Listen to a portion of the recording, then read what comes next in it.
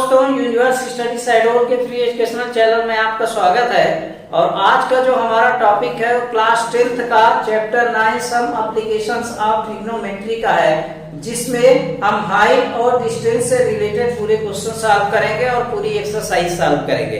अगर कुछ फार्मूले अगर आपको जैसे sine 60 degree, sine tan 45 degree, इसमें ज्यादातर यूज tan 45 और साइन 30, साइन 60 इन्हीं का यूज हो रहा है। तो इसको आप क्लास 8 चैप्टर 8 में जाके देख सकते हैं, या मेरा पिछला वीडियो बना है उसमें आप देख सकते हैं।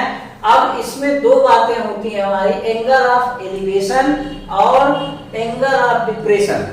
तो ये चैप्टर जो है हाइट एंड डिस्टेंस से रिलेटेड है, इसको हाइट एंड डिस्टेंस का चैप्टर भी बोल सकते हैं। और इसमें एंगल ऑफ एलिवेशन क्या है कि अगर हम यहाँ पर हैं और यहाँ पर किसी ऑब्जेक्ट को देख रहे हैं, तो ये एक हॉरिजॉन्टल लाइन रहेगी जो ग्राउंड लेवल से बिल्कुल पैरेलल होगी, ग्राउंड लेवल के पैरेलल होगी। और यहाँ से यहाँ तक जो इसके बीच में जो एंगल क्रिएट होगा, इसी को हम क्या कहते हैं, एंगल ऑफ एलिवेशन कहते हैं।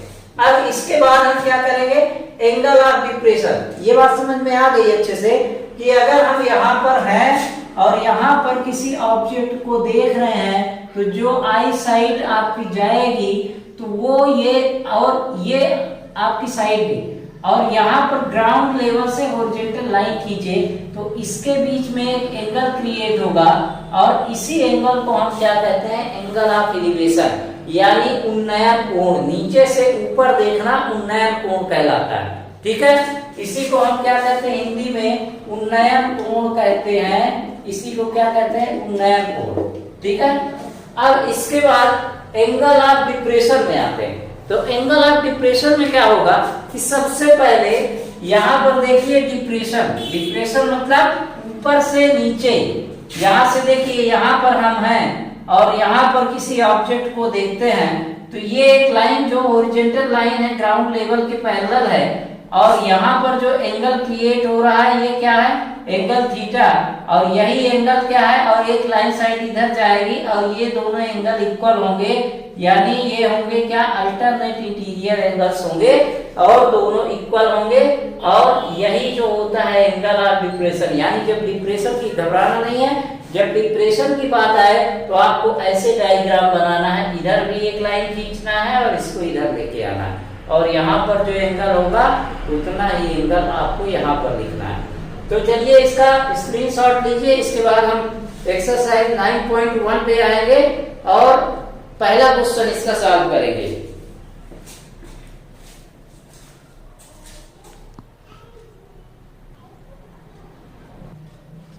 अब देखिए क्वेश्चन नंबर फर्स्ट है, a circus artist is climbing 20 metre long rope. यानी ये जो लंबी सर्कस आर्टिस्ट, ऐसा एक पोल है जिसमें एक ऐसी रस्सी बांधा है जो कितनी मीटर है, 20 मीटर है, 20 metre rope which is tightly stretch, मतलब इसमें इससे टाइट अच्छा बांधा गया है यहाँ पर कुछ, and tied from the top of vertical pole to the ground. Find the height of pole if the height made by rope with the ground, if the angle made by rope with the ground level is 30 degree. यानी यहाँ का जो angle दिया है 30 degree दिया है। तो देखिए आपके पास ये एप्लीकेशन ऑफ ट्रिग्नोमेट्री में ज्यादातर आपको tan का यूज करना है, साइन और कॉस का यूज तभी करना है। देखिए मैं आपको बता देता हूँ, साइन का फार्मूला क्या होता है, साइन थीटा इक्वल टू होता है P अपॉन क्या होता है, H, यानी लंब बटे कर्ण, ठीक है। ये हमेशा बेस होता है, बेस यानी आधार, ठीक है। ये हाइपोटेनस होता है, ठीक है, इसी को हम कर्ण कहते हैं, और ये परपेंडिकुलर होती है लाइन, ठीक। तो जब हमको हाइपोटेनस दिया हो और परपेंडिकुलर फाइंड करना हो, तो हमेशा आप ध्यान रखिएगा कि किसका यूज होता है, साइन का यूज होता है, क्योंकि उसका जो फार्मूला होता है वो परपेंडिकुलर अपॉन हाइपोटेनस होता है। तो हमेशा उसमें किसका यूज करेंगे, साइन का यूज करेंगे। अगर हाइपोटेनस दिया होगा और बेस फाइंड करना होगा तो कॉस का फार्मूला क्या होता है, कॉस थीटा इक्वल टू होता है बी अपॉन एच, यानी आधार बटे कर्ण होता है। तो आधार बटे कर्ण को हम क्या बेस अपॉन हाइपोटेनस यानी इसके अपॉन इसको करेंगे और यहाँ पर जो थीटा की जगह जो एंगल दिया रहेगा तो उस एंगल को करेंगे। तो चलिए इस क्वेश्चन को सॉल्व करते हैं। और इस क्वेश्चन को सॉल्व करने के लिए आपको एक टेबल आपके बुक पे बनी हुई है, वो चैप्टर 8 में है। चैप्टर 8 में एक टेबल है एंगल से रिलेटेड है, जिसमें एंगल बनाए हुए हैं, एंगल यहाँ पर दिए हुए हैं। तो आपको मैं पेज नंबर बता देता हूँ। पेज नंबर 185 में आपकी एक टेबल बनी हुई जिसमें सबकी वैल्यू दी हुई है। तो अगर वैल्यू आपको नहीं पता है तो उनको याद कर लीजिए और आपको उसको करना पड़ेगा, क्योंकि एग्जाम में आपको अपने से उसमें वैल्यू लिखना पड़ेगा, आपको टेबल नहीं दी रहेगी। तो सबसे पहले यहाँ पर हम लिखेंगे क्या कि given AC in triangle, in right angle triangle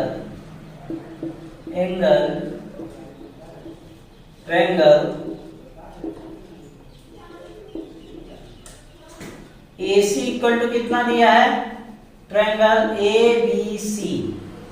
तो AC इक्वल टू कितना दिया है, 20 मीटर। फिर BC से हमको कोई मतलब नहीं, BC फाइंड ही नहीं करना तो उसकी बात ही नहीं करेंगे। अब AB इक्वल टू कितना दिया है, AB इक्वल टू यहाँ पर कितना दिया है, अननोन है। तो इसको हम चाहे माने तो H मान ले या AB ही रहने दें, ठीक है।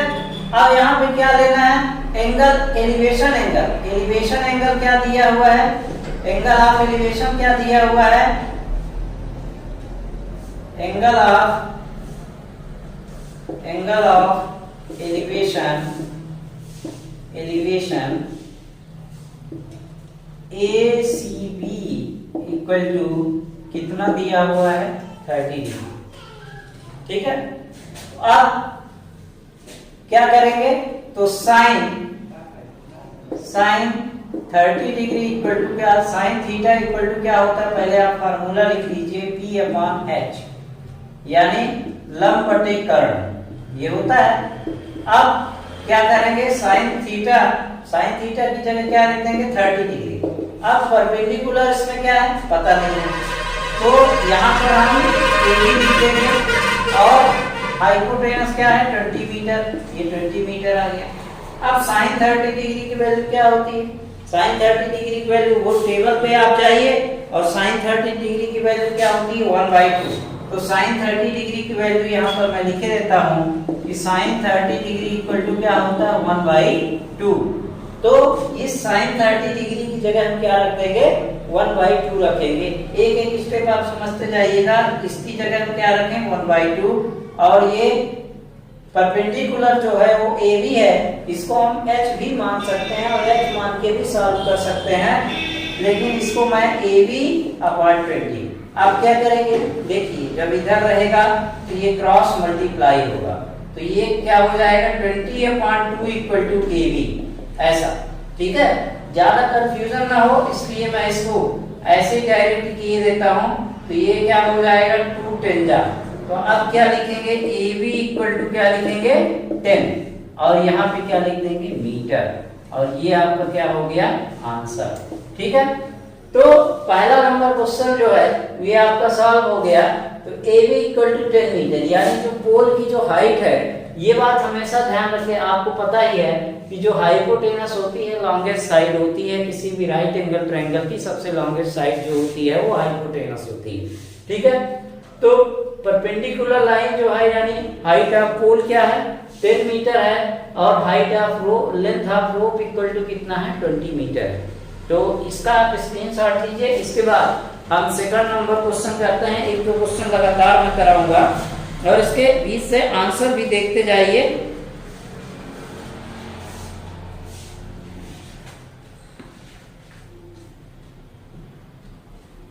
Ten metre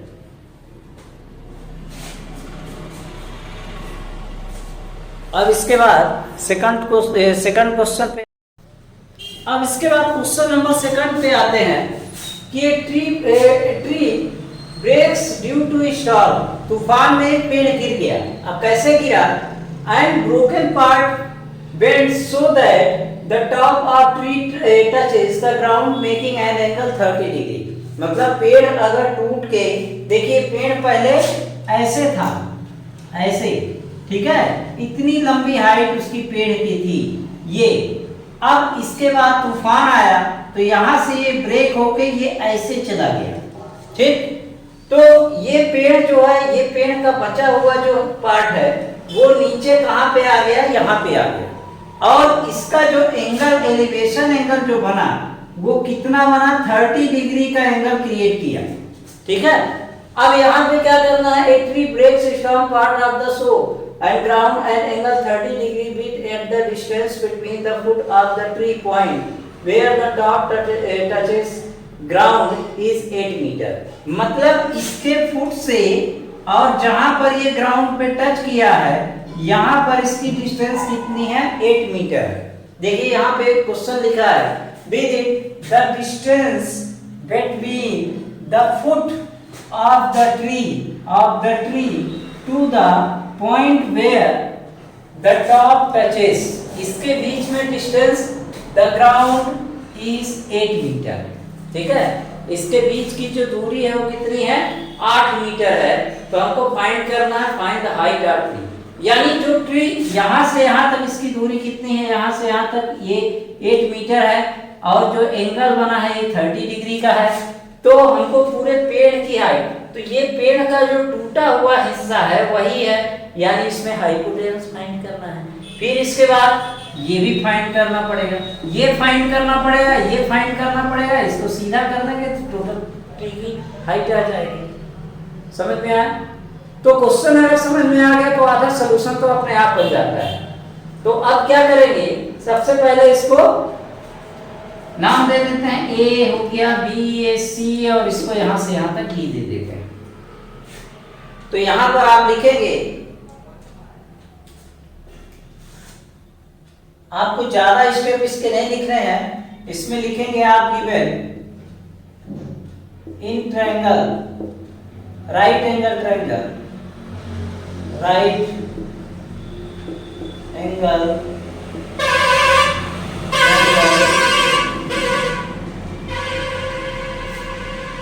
ABC। AB equal to कितना दिया है आपको? 8 मीटर यहाँ पर दिया हुआ, ठीक है। एंगल ABC इक्वल टू कितना दिया है? एलिवेशन एंगल 30 डिग्री यहाँ पर दिया हुआ। हमको फाइंड क्या करना है? AC भी फाइंड करना है और फाइंड क्या करना है? AC भी फाइंड करना है और BC भी फाइंड करना है, दोनों चीजें फाइंड करना। अब क्या करेंगे? सबसे पहले हम क्या लिखेंगे? आप देखिए इसमें बेस दिया है, हाइपोटेनस फाइंड करना है, बेस दिया है, परपेंडिकुलर फाइंड करना है, ठीक है। तो जब बेस दिया हो, हाइपोटेनस फाइंड करना हो तो cos थीटा लगाते हैं, बेस दिया हो, परपेंडिकुलर फाइंड करना हो tan थीटा लगा सकते हैं, ठीक है। कॉट भी लगा सकते हैं। तो यहाँ पर क्या होगा? पहले लिखेंगे इन ट्रायंगल CAB में, तब यहाँ पे क्या होगा? cos थीटा इक्वल टू क्या होता है? क्या होता है? B/H होता है, B/H। इसमें से थीटा भी लगा सकते हैं क्योंकि cos, अगर आप H आपको ऊपर लेना है, B को नीचे लेना है तो आप sec थीटा का भी यूज कर सकते हैं, ठीक है। तो cos थीटा की जगह यहाँ पर क्या हुआ? 30 डिग्री। बेस कितना है यहाँ पर? 8 मीटर और आपका हाइपोटेनस कितना है? अननोन है, BC है, रहने दीजिए। अब cos 30 डिग्री की वैल्यू देखिए, आप अपने टेबल पे जाइए और cos 30 डिग्री की वैल्यू देखिए, √3/2 होता है। cos 30 डिग्री की वैल्यू क्या है? √3/2। तो यहाँ पर क्या लिख देंगे? √3/2 इक्वल टू 8 मीटर/BC, ठीक है। अब क्रॉस मल्टीप्लाई करेंगे, ठीक है। तो ये क्या हो जाएगा?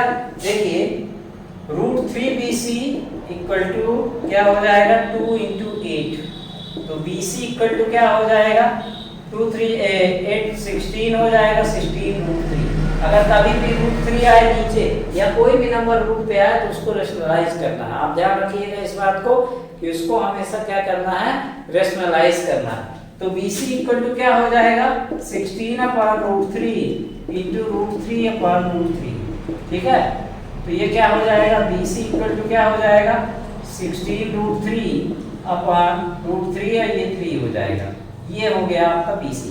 चाहे तो आप यहाँ से भी आंसर लिख सकते हैं, ये आपका पहला इक्वेशन दे सकते हैं, या नहीं देना है तो मत दीजिएगा। इसके बाद फिर से अगेन इस पे आते हैं, तो यहाँ पे क्या लिखेंगे, अगेन इन ट्रायंगल CAB में।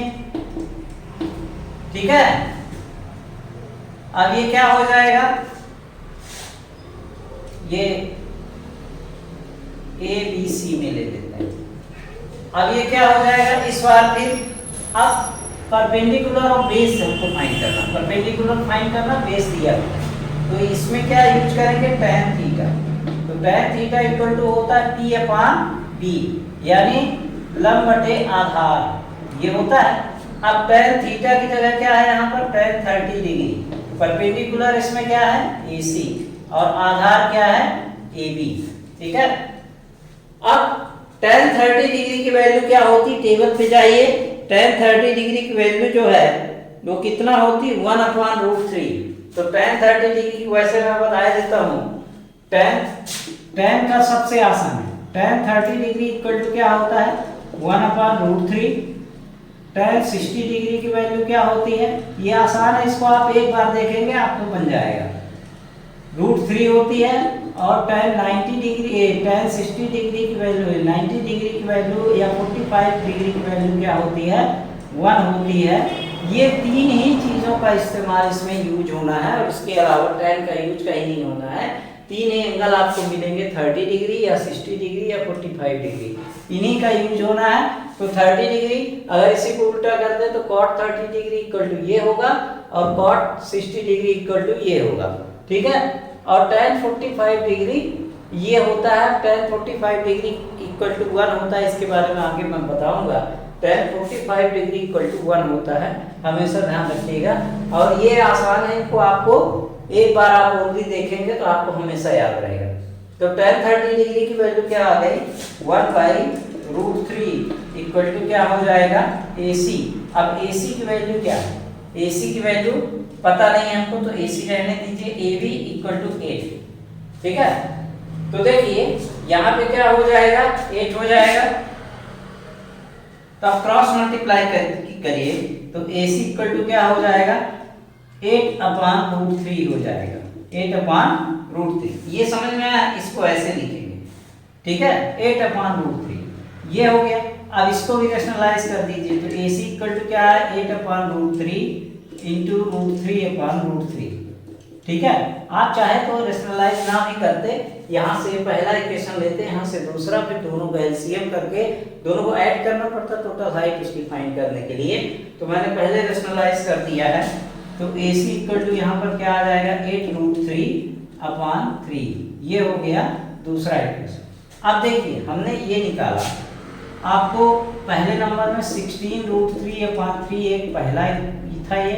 ठीक है, और ये वाला कितना आया है, 8√3/3, ये √3/3।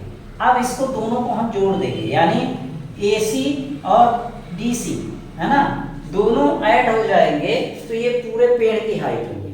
ठीक है, तो यहाँ पे क्या लिखेंगे, हाइट ऑफ, क्या क्या फाइंड करना है, find the height of the tree. तो यहाँ पे लिखेंगे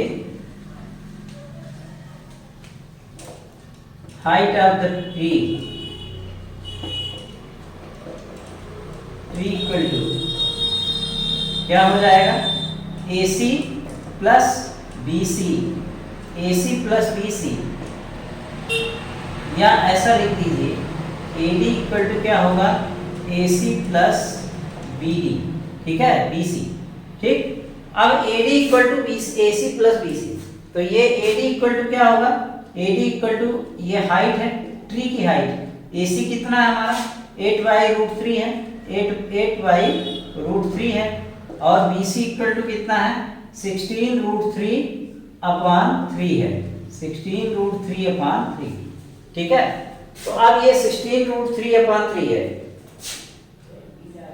8√3/3 यहाँ पे जाना है ना, ये आया 8√3/3, 8√3/3।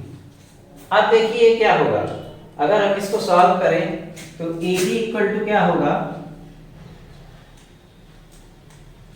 तो AB इक्वल टू क्या होगा, ये दोनों का एलसीएम क्या आएगा 3 आएगा, 3 नीचे लिखिए, ऊपर क्या लिखिए 8√3 प्लस 16√3, दोनों में से √3 कॉमन आ जाएगा, तो AB इक्वल टू क्या होगा, √3 कॉमन ले लीजिए, तो ये क्या हो जाएगा 8 + 16 होगा, अपान में 3 रखिए, तो AD इक्वल टू क्या होगा, AD इक्वल टू यहाँ पर क्या हो जाएगा 8 और 16 ऐड करेंगे तो 24√3, ये √3 पीछे लिखेंगे तो ये क्या हो जाएगा 3 कितना होता है 3 6 या 18 3 8 4, ठीक है 14, यानी AD इक्वल टू क्या आया 8√3, और यही आपका आंसर है।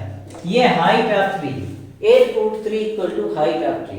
ठीक है, ये ट्री की जो हाइट है वो क्या आएगी 8√3 आएगी। इसको ध्यान देना है, इसका आंसर चेक कर लीजिए एक बार, आंसर आया कि नहीं आया, आंसर आप एक बार जरूर चेक किया करिए। तो इसका आया 8√3। ठीक है, तो इसका स्क्रीनशॉट लीजिए। इसके बाद थर्ड नंबर क्वेश्चन, ये 2-3 क्वेश्चन जो है ये अलग अलग टाइप के हैं इसलिए मैं बता रहा हूँ। इसके बाद फिर मैं जो इम्पोर्टेंट क्वेश्चन है जो टफ है उन्हीं बस को बताऊंगा। तो इसका स्क्रीनशॉट लीजिए और इसको अगर ना समझ में आए तो एक बार और इसको रिवर्स करके देखिएगा।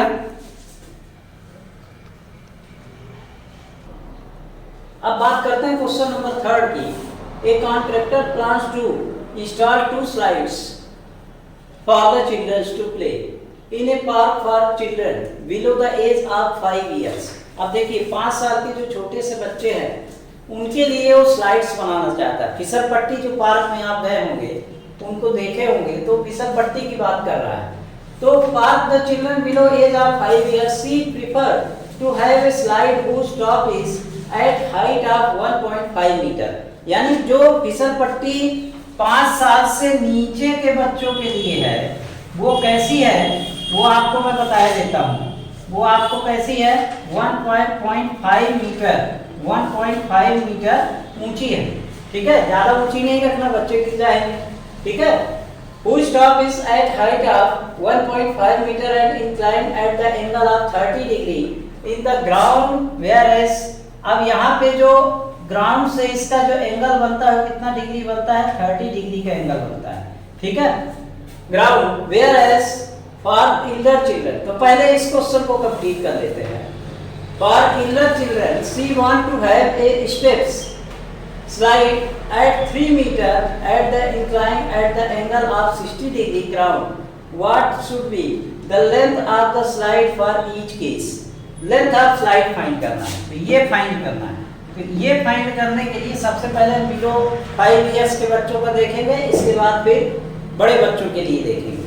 ठीक है, तो इसमें क्या होगा, आप इसको नाम दे दीजिए ABC, आप कुछ भी अपनी मर्जी से इसका नाम दे सकते हैं। तो ये देखिए आपको यहाँ पर सॉल्यूशन में आपको देखेंगे in triangle, in right angle triangle, in right angle triangle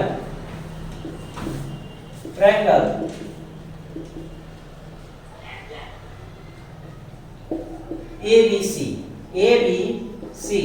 given है यहाँ पे। AB इक्वल टू क्या है 1.5 metre.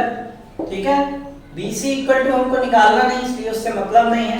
AC equal to unknown है, AC इक्वल टू अननोन है, और एंगल क्या है BCA इक्वल टू कितना है 30 डिग्री एंगल बन रहा है। ठीक है, अब जब 30 डिग्री एंगल बनेगा तब यहाँ पे हम क्या करेंगे, देखिए सबसे पहले हमको ये क्या दिया हुआ है, परपेंडिकुलर दिया हुआ है और हाइपोटेनस हमको फाइंड करना है। तो परपेंडिकुलर और हाइपोटेनस फाइंड करने के लिए हमको क्या करना पड़ेगा, साइन का फार्मूला, क्योंकि साइन थीटा इक्वल टू क्या होता है, साइन थीटा इक्वल टू होता है पी अपॉन एच, यानी लंब बटे कर्ण होता है, लंब बटे कर्ण होता है। तो साइन थीटा यानी साइन 30 डिग्री इक्वल टू क्या होगा, आपको परपेंडिकुलर क्या है 1.5 और हाइपोटेनस क्या है AC है, तो AC साइन 30 डिग्री की वैल्यू क्या होगी 1/2। अभी इसके पहले हम बात कर चुके हैं और टेबल भी बनी, उसमें भी देख सकते हैं आप, पेज नंबर 185 में साइन 30 डिग्री इक्वल टू 1/2 इसकी वैल्यू होती है। तो यहाँ पे क्या हो जाएगा 1/1.5 अपॉन AC। अब क्रॉस मल्टीप्लाई करिए तो AC इक्वल टू क्या हो जाएगा AC इक्वल टू AC का इंटू इसमें होगा 1 में, और 1.2 का 1.5 का इंटू 2 में होगा, 1.5 इंटू 2, तो AC इक्वल टू क्या हो जाएगा 3 मीटर आ जाएगा, यानी ये 1.5 है, 1.5 दूनी 3 होता है, 1.5 इंटू 2। तो ये हो गया आपका पहला आंसर, ठीक है। अब इसका स्क्रीनशॉट लीजिए, इसके बाद फिर हम बड़े बच्चों की बात करेंगे, उसके लिए डायग्राम बनाएंगे। तो अगर हम दोबारा इसी क्वेश्चन पे आते हैं, इसमें 2 क्वेश्चन दिए हुए हैं दरअसल, एक बड़े बच्चों बिलो 5 इयर्स के और एक बड़े बच्चों का है, एक छोटे बच्चों का है। तो ये छोटे बच्चों की हमने स्लाइड फाइंड कर ली, इसकी जो लेंथ है वो क्या है 3 मीटर। अब बात करेंगे हम बड़े बच्चों की, तो बड़े बच्चों की अब इसके बाद हम बड़े बच्चों की बात करेंगे। तो कुछ भी चेंज नहीं करना है, 2 चीजें हमको चेंज करना है। 2 चीजें कौन सी चेंज करना है, देखिए इसमें भी हम नाम वही दे देंगे, या PQRS ट्रायंगल दे सकते हैं, in right angle triangle PQRS, और इसमें ये ऐसा दे देंगे, और इसमें भी फार्मूला किसका लगेगा, साइन का लगेगा, ठीक है। तो इसका नाम दे दीजिए आप PQRS, इसको थोड़ा बड़ा बना देते हैं। तो यहाँ पे एंगल कैसा बनेगा, देखिए ये 3 मीटर की हाइट में होगा, ठीक है, और इसकी स्लाइड क्या, इसका जो एंगल बनेगा वो 60 डिग्री, चाहो तो एक साथ इसका डायग्राम ऐसे बना सकते हैं, ठीक है।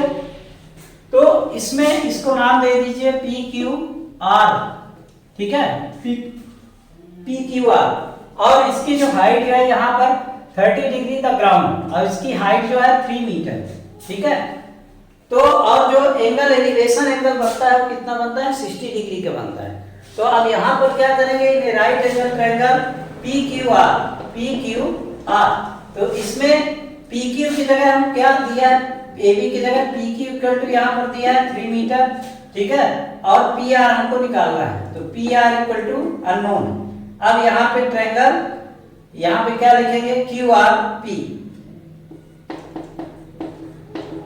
Equal to 60 degree angle elevation दिया है। साइन थीटा इक्वल टू क्या होता है P अपॉन H होता है, P अपॉन H।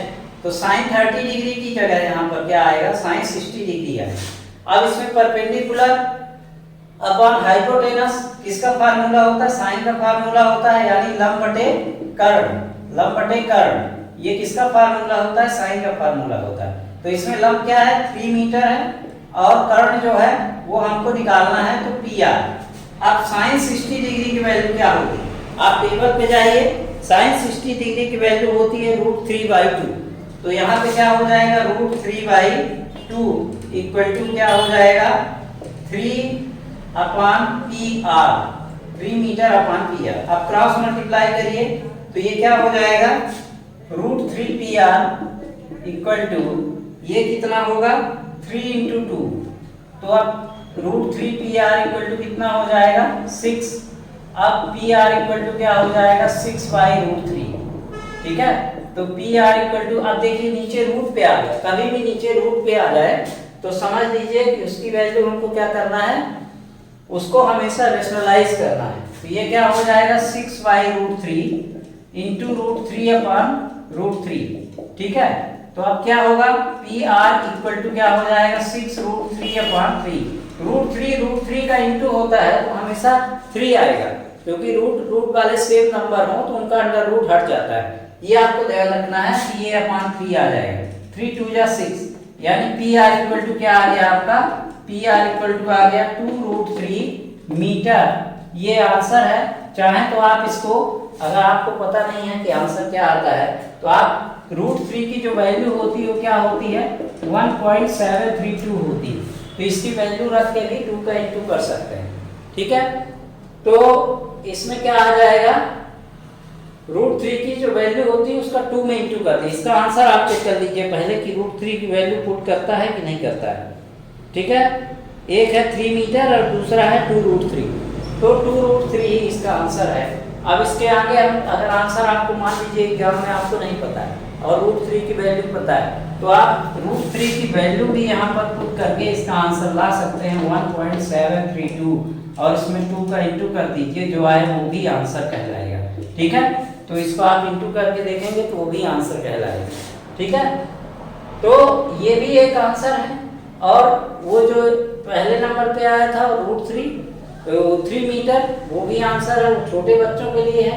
जो यहाँ पे दिया है बिलो 5 का age of 5 years, below the age of 5 years का है और इसका एल inclined at the angle of 30 degree ground whereas for elder children के लिए फिसल पट्टी की जो हाइट होगी लंबाई होगी वो ये होगी 2√3 मीटर। चलिए इसका स्क्रीनशॉट लीजिए। इसके बाद क्वेश्चन नंबर हम 4 पे आते हैं और यहाँ से क्वेश्चन आपको डिफिकल्ट स्टार्ट होता है और यहाँ से डिफिकल्ट क्वेश्चन आएंगे। अब देखिए क्वेश्चन नंबर 4 है the angle of elevation of the top of a tower from a point. देखिए एक टावर है, ये क्वेश्चन उसी तरह जैसे क्वेश्चन नंबर 1 था। तो यहाँ पर क्या है, एक टावर ऐसे बना हुआ है और यहाँ से कोई पॉइंट यहाँ पर कोई पॉइंट है और ये हॉरिजॉन्टल लाइन यहाँ पे खींची गई, जो एंगल बनता है वो 30 डिग्री का एंगल बनता है।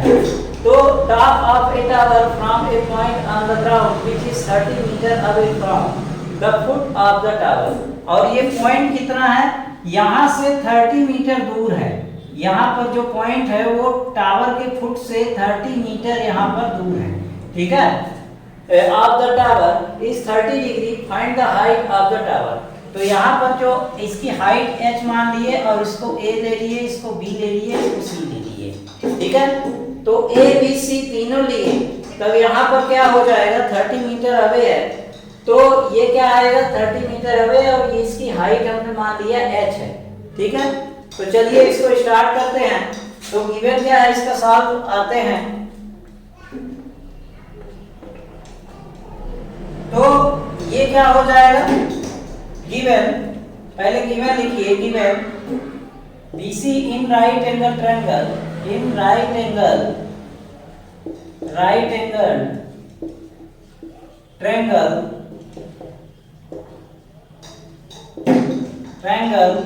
ABC। ठीक है, तो BC इक्वल टू कितना दिया है 30 मीटर यहाँ पर दिया हुआ है और AB इक्वल टू कितना दिया है h और एंगल BCA इक्वल टू कितना दिया है 30 डिग्री यहाँ पर। ठीक है, यहाँ पर कितना दिया हुआ है, एंगल 30 डिग्री दिया हुआ है और लेट मान लेते हैं कि let height of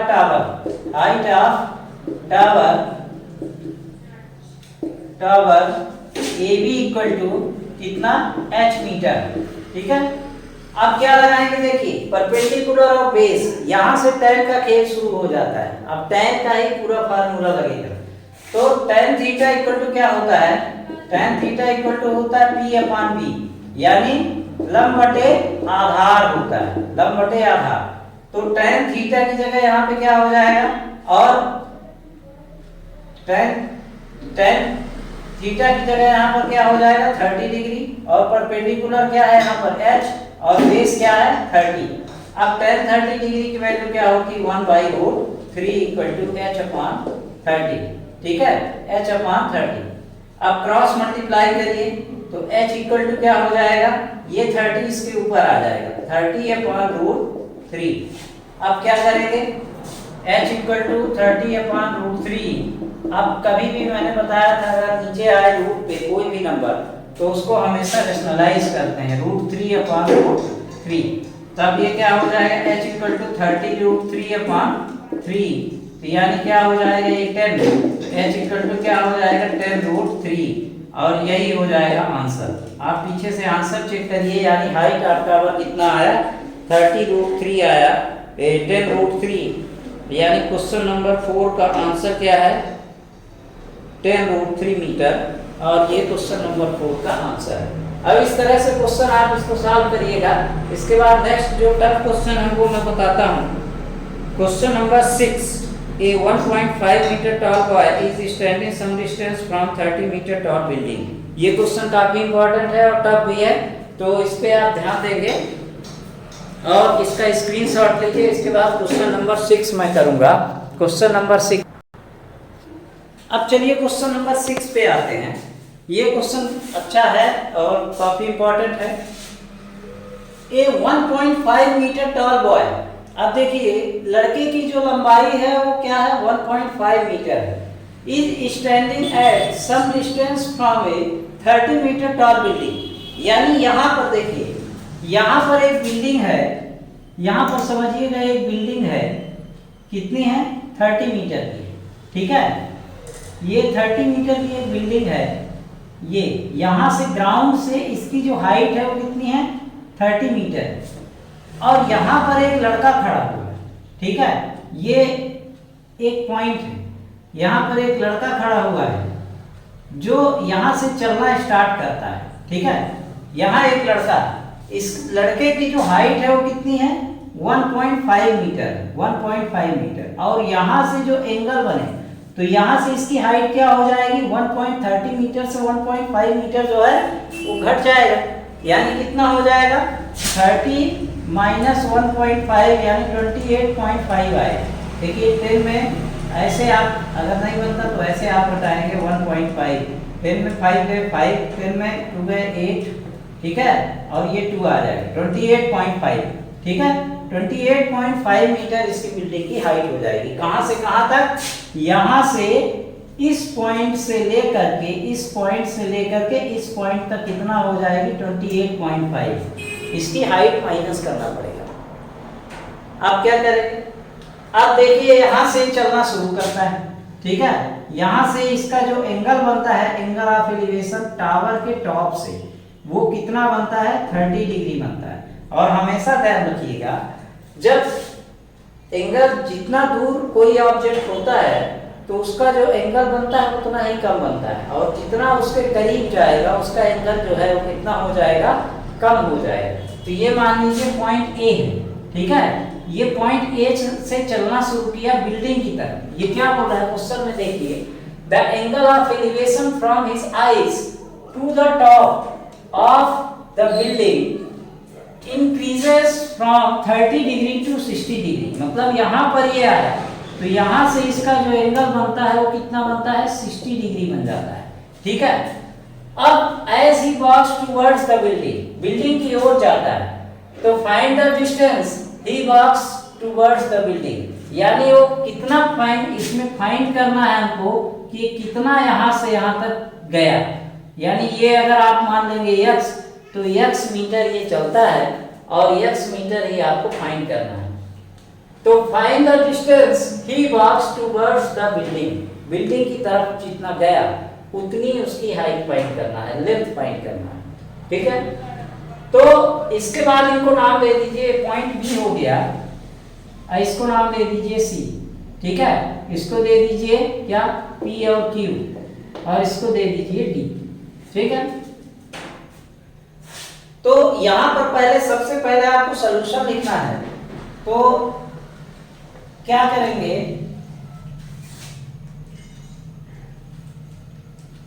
given height of building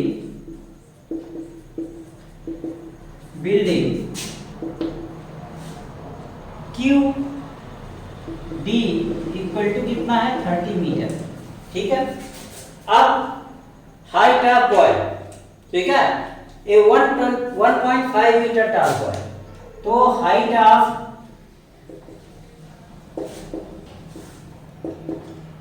the boy equal to कितना है एपी, यहाँ पे क्या है एपी इक्वल टू 1.5 मीटर, ठीक है।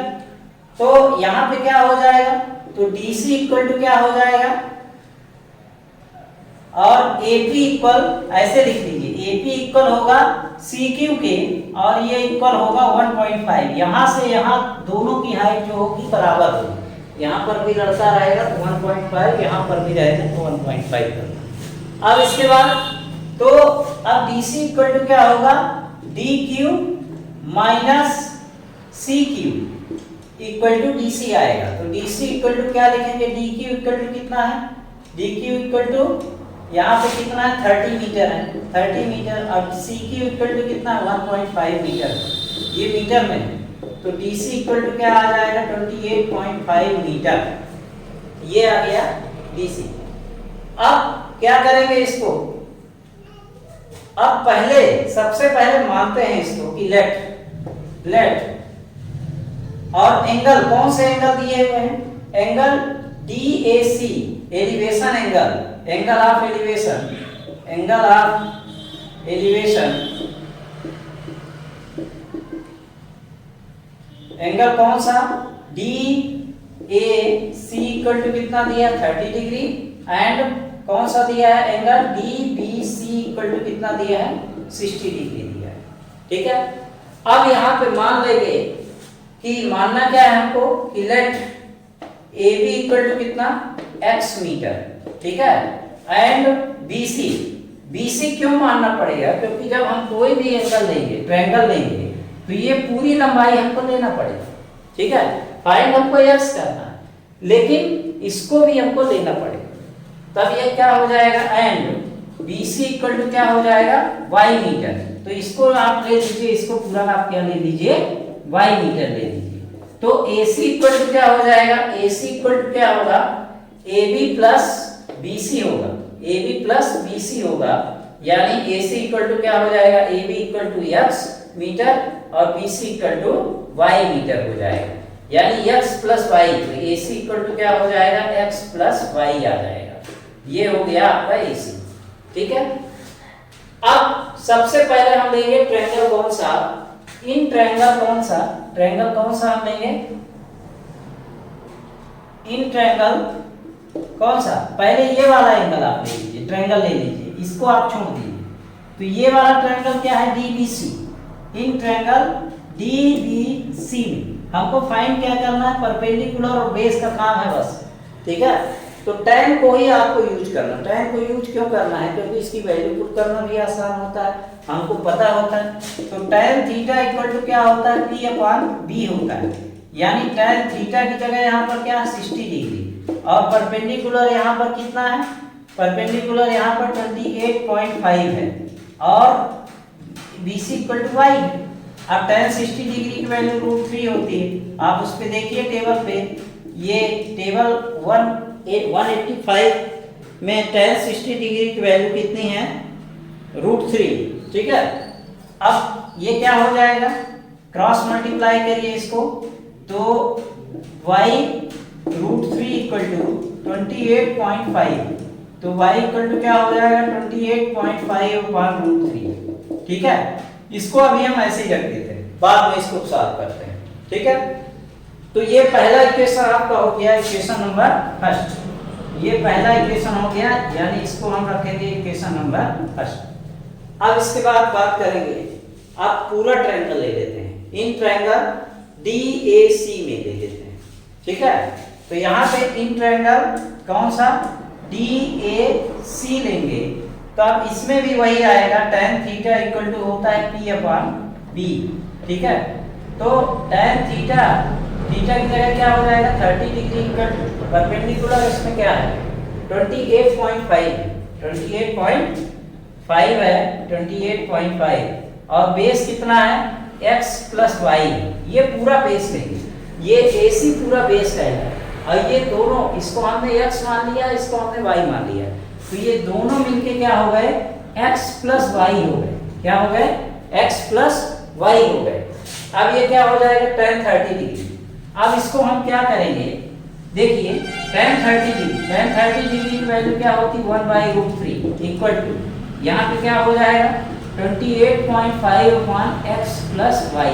ठीक है, अब क्रॉस मल्टीप्लाई करिए, तो x प्लस y का इंटू इसमें होगा 1 में होगा, इक्वल टू होगा 28.5 √3 होगा, तो अब x प्लस वाई, ये आपका इक्वेशन नंबर सेकंड हो गया। अब इक्वेशन नंबर फर्स्ट पे आप जाएंगे, इक्वेशन नंबर फर्स्ट पे आप आएंगे तो ये कितना है 28.5/√3, ये 8 2 10 5 15, ये इससे डिवाइड हो रहा है, ठीक है। तो y की जगह तो यहाँ पे लिखेंगे फ्रॉम इक्वेशन फर्स्ट, ठीक है। तो ये क्या हो जाएगा x प्लस वाई की जगह क्या है 28.5/√3, ठीक है, इक्वल टू क्या है 28.5√3। अब इसको रेशनलाइज करिए, फिर उधर ले जाइए, 28.5√3 इंटू √3/√3, ठीक है। अब इक्वल टू क्या होगा 28.5√3। अब ये क्या हो जाएगा x प्लस 28.5√3/3 इक्वल टू 28.5√3, ये आएगा। अब क्या करेंगे, इसका स्क्रीनशॉट ले लीजिए, इसके बाद मैं यहाँ पे इसके आगे करता हूं।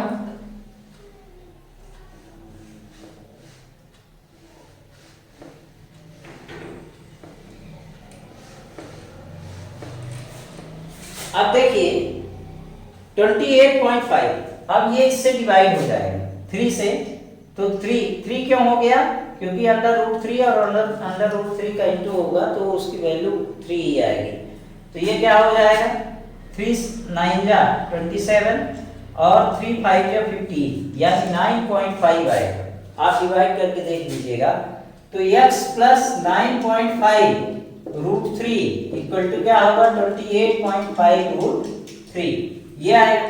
अब इसको उधर ट्रांसफर कर दीजिए, तो x इक्वल टू क्या होगा, इक्वल में क्या लिखेंगे, x इक्वल टू 28.5√3 माइनस 9.5√3। तो अब ये x इक्वल टू क्या हो जाएगा, देखिए इसमें माइनस कर दिए, √3 कॉमन ले लीजिए, तो 28.5 माइनस 9.5 और ये हो जाएगा √3। तब ये x इक्वल टू क्या होगा 28.5, 5 0 हो गया। आप ऐसे नहीं करते, 28.5 अलग से कर सकते हैं 9.5, 5 5 0। अब ये 8 में 18 में 9 आया और ये क्या हो जाएगा 1 आ जाएगा, 19 आ जाएगा। तो इसका आंसर क्या आएगा 19√3। ये हो गई इसकी वैल्यू, x की वैल्यू, और ये मीटर, और यही आपका आंसर हो गया, ठीक है। इसका आंसर देखिए क्वेश्चन नंबर 6 का है। 6 का आंसर कितना है 19.19√3, ठीक है।